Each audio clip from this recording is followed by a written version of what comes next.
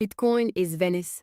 Essays on the Past and Future of Capitalism by Farrington and Sacha Meyers. This is an audio summary.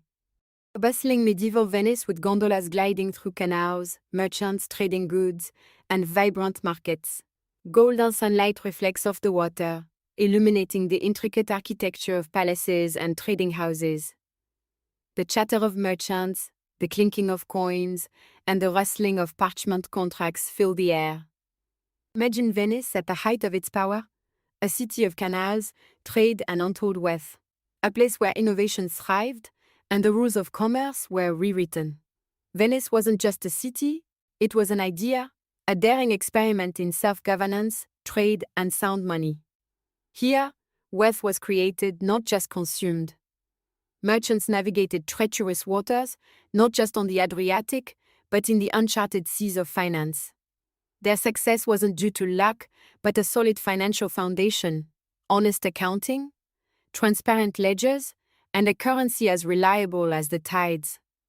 But what if I told you that spirit could be reborn today, not on water, but on the blockchain? Welcome to the Bitcoin Renaissance. In today's video, we're unpacking Bitcoin is Venice, a book that argues Bitcoin is far more than just digital gold. It's a lifeline for a world drowning in debt and deception, a call for a new era of prosperity, truth, and freedom. But this isn't just about money. It's about what money represents: trust, freedom, and a fair chance for everyone to prosper. Farrington and Sacha Meyers take us on a journey from the canals of Venice to the blockchain, revealing how sound money can rebuild a broken world. Section 1. The broken system. Our financial system is broken. Central banks print money at will, eroding our savings. Governments bail out banks instead of people. And economists tell us it's all normal. But what if it isn't? What if this system isn't capitalism at all, but something more sinister?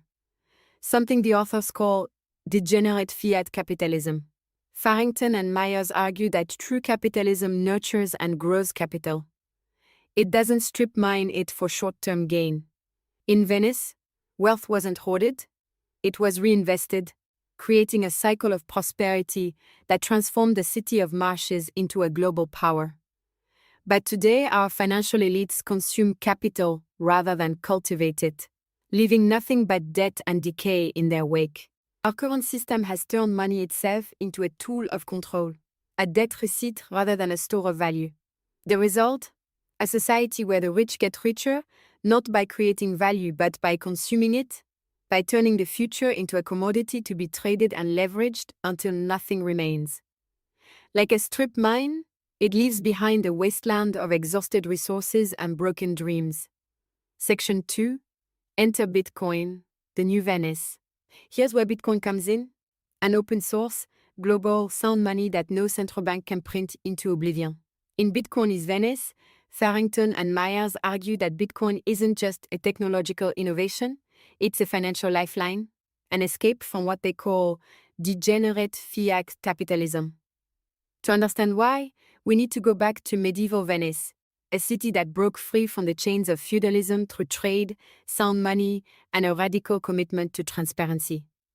Venice flourished because it had a solid financial foundation, gold-backed currency, honest accounting, and a system where wealth was created, not conjured out of thin air. Its power wasn't in armies or emperors, but in trust.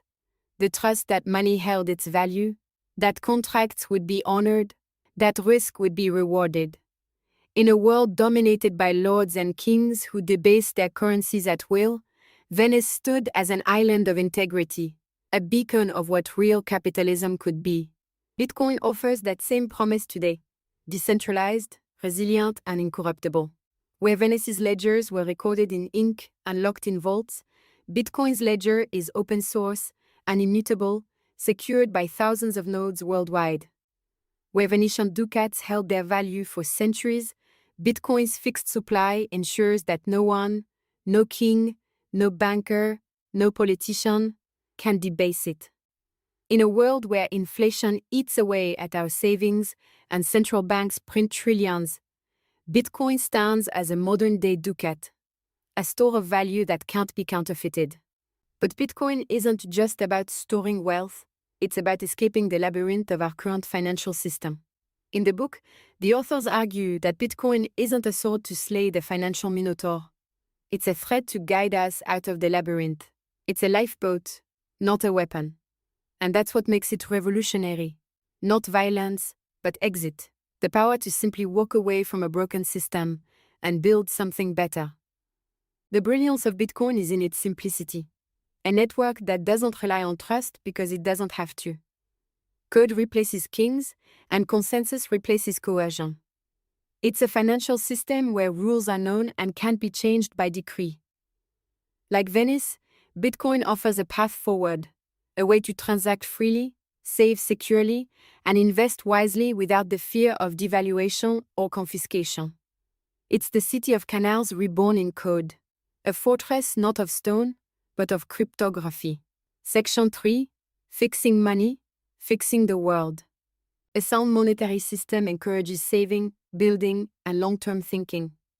Like a farmer planting seeds for future harvests, not devouring them for a quick meal. Venice thrived because it understood this truth. Bitcoin, with its fixed supply and incorruptible code, offers that same promise, a chance to rebuild a world where money is earned, not printed, where wealth is grown, not stripped away. This is the vision of Bitcoin is Venice, a world where money doesn't serve the few at the expense of the many. A world where local freedom and global cooperation go hand in hand, where wealth isn't concentrated but distributed, where anyone, anywhere, can be part of a new renaissance.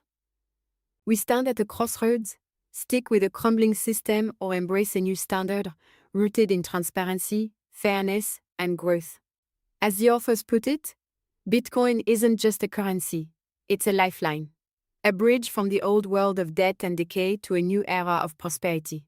Imagine a world where money isn't a tool of surveillance, where wealth isn't funneled to those closest to the money printers, where value created is value kept. This is the vision of Bitcoin is Venice. Local freedom, global money.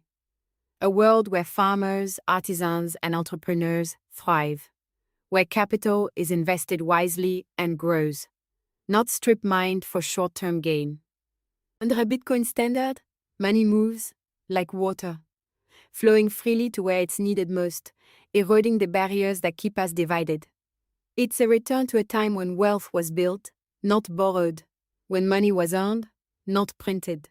A world where capital isn't a stack of paper, but a seed planted deep, yielding harvests for generations to come. This is the promise of Bitcoin, not just a new kind of money, but a new kind of world. Section 4, The Renaissance of Capital. The Renaissance wasn't just an age of art and science, it was a revolution in finance.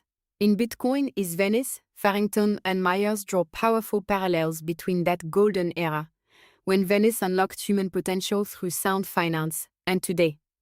Venice thrived because it understood the power of capital, not just money, but the infrastructure, skills, and institutions that turn ideas into reality. The authors argue that Bitcoin can spark a new renaissance by restoring faith in money, freeing people to innovate without fear of inflation erasing their savings. Venice's brilliance lay in its ability to harness capital. The city's bankers pioneered double-entry bookkeeping, its merchants mastered trade routes stretching to the Silk Road, and its leaders created institutions that rewarded long-term thinking. But most importantly, Venice's currency, the gold ducat, was sound money.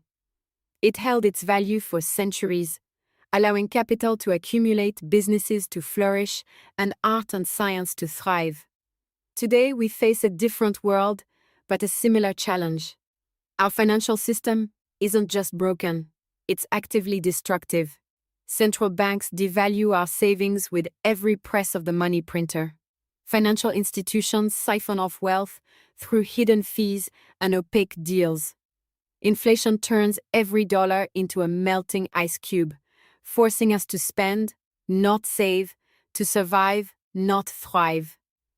The blockchain, like the ledgers of Venice, offers something our current system lacks: trust. But trust not in institutions or governments, trust in code, trust in math.